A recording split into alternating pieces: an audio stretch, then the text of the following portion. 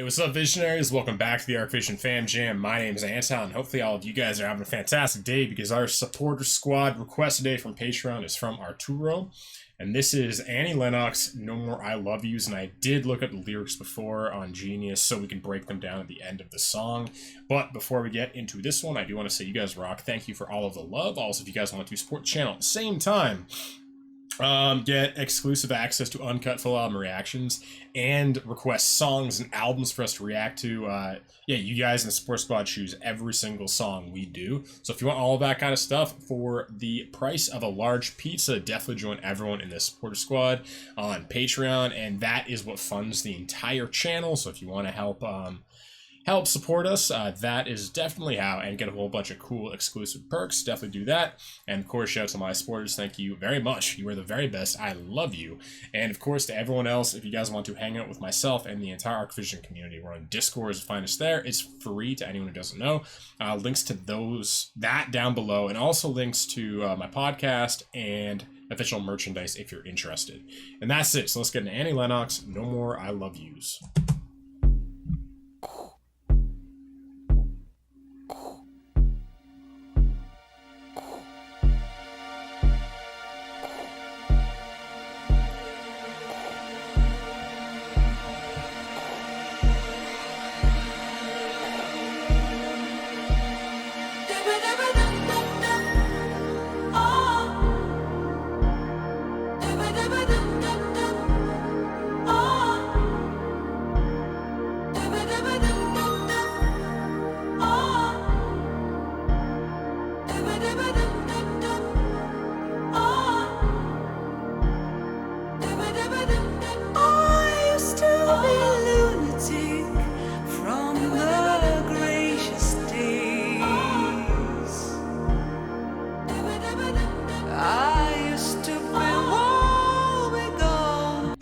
She's so creative. Like, everything I've heard by her is just really visual and dramatic, and visual and dramatic. Very striking.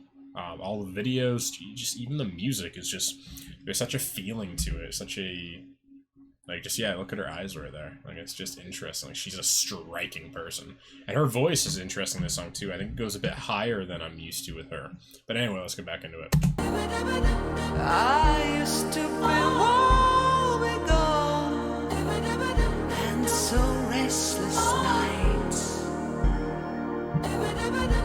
My aching heart would bleed for you to see. Oh, but now I don't find myself bouncing now, whistling, but no chance to make me cry. No more I love you. The language is leaving me. No more I love you. Changes are shifting outside the world. Cool instrumental. Never speaks about the monster. I used to have demons in my room at night. Desire, despair, desire. So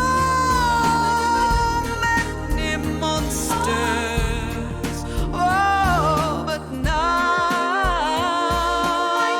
She has such a good voice.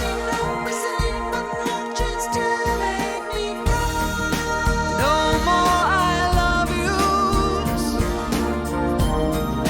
Language is leaving me.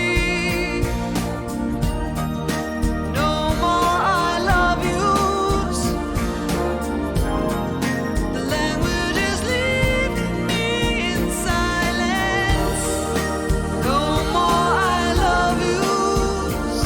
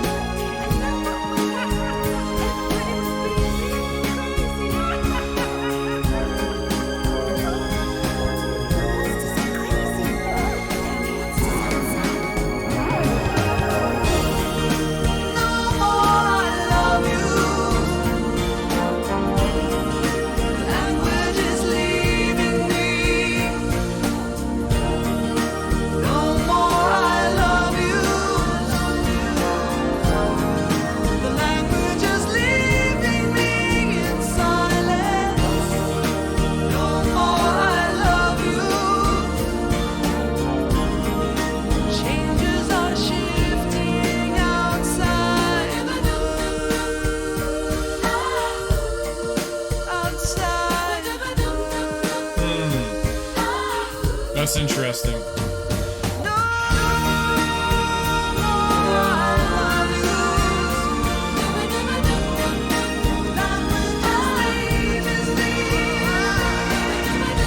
Love her background vocal.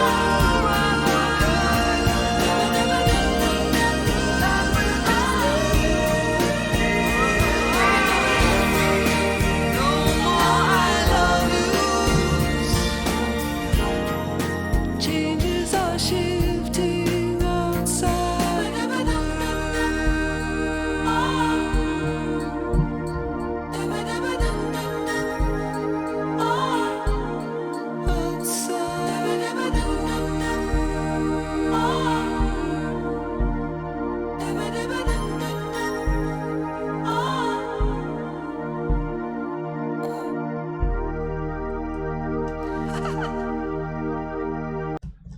Such an interesting song.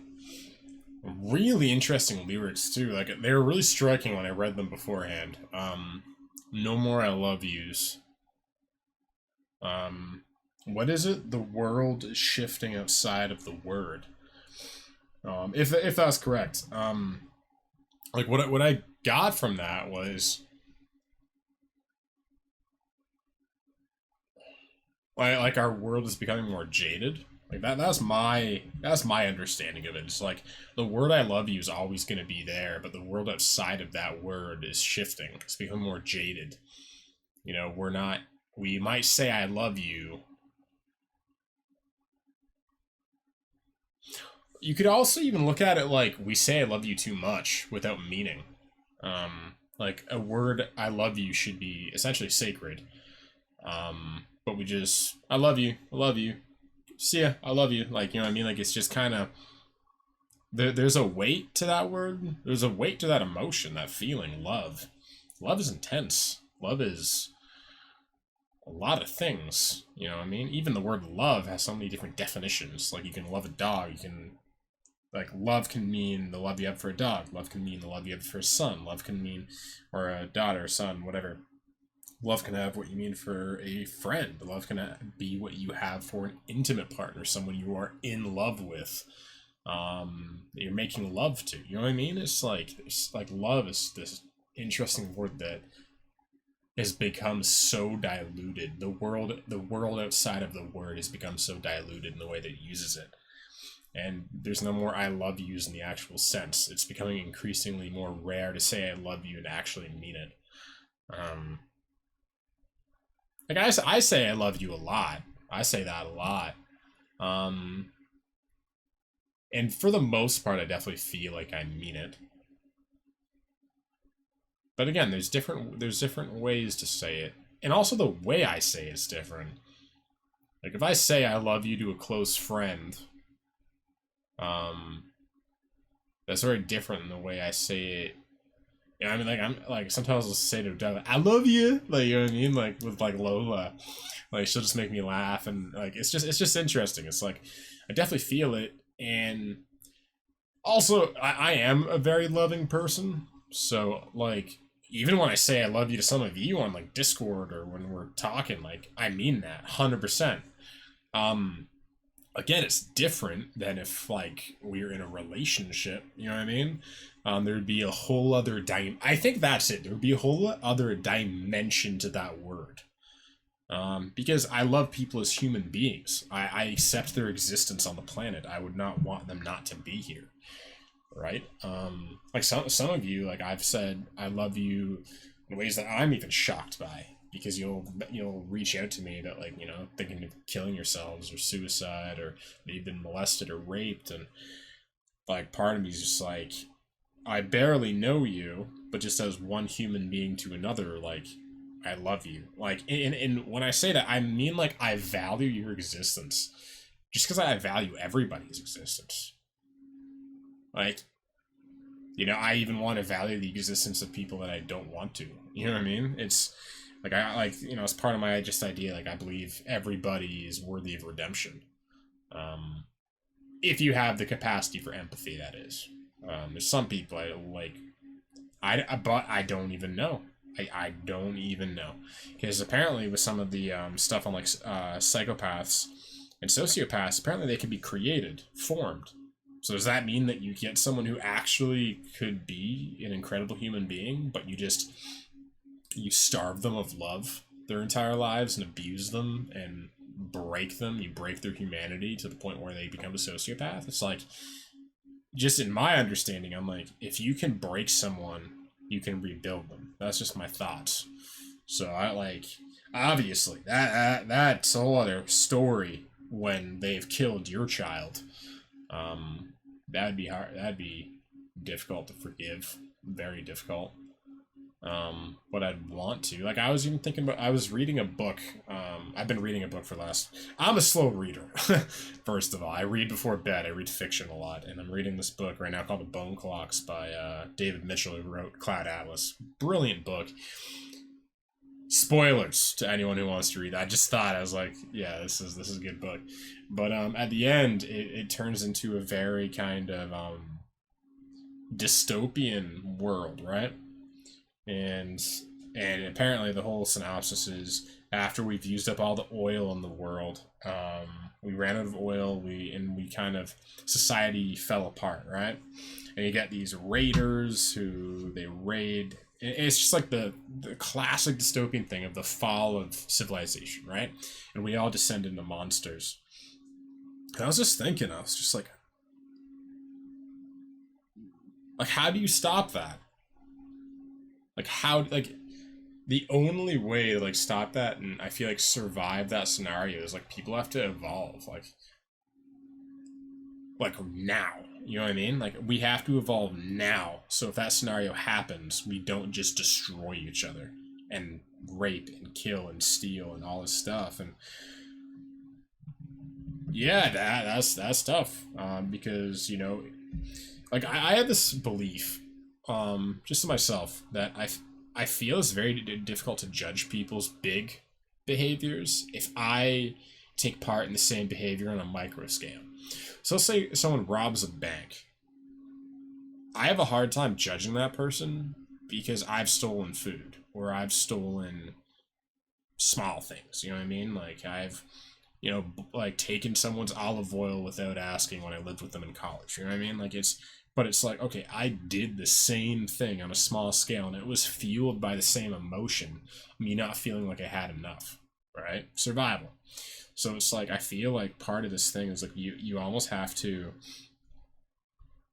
and even all the people, those raiders, let's say you get back to these people that in this scenario, if they kill and butcher and all this stuff, it's like, these are probably really broken people.